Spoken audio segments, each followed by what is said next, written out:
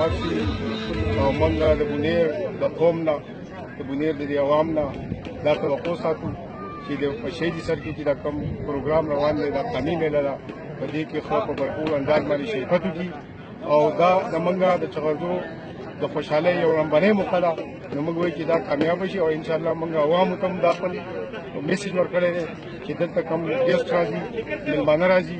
د هغو بالکل لکه صحیح خیال وساتلی شي او چې هغه زموږ نه خفه نه شي او د بونیر دا نوم چې دی دا روښانه شي دا ځای خو چې تقریبا چې 7000 فوټ چې دی دا سطح سمندر نه اوچت دی او بالکل لکه صحیح ځای دی او د دې په شانې ځای بالکل لکه دا چې لږ ډیولپ شي ترقیاتي کارونه به وشي نو دا مري چې دا به خلک تېر کړي بیا به د ټولو خلک رجحان چې کوم دی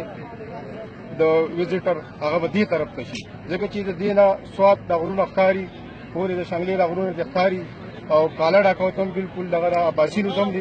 نږدې دی نو د دې ځای یو خاص اهمیت دی نو انشاءالله العزیز چې دا ډېر زبردست ځای دی او خلک به خوښ ان شاء الله بالکل دلته کې به هم هغه شانې ماحولي څنګه چې د کلیل هغه کامیاب شوی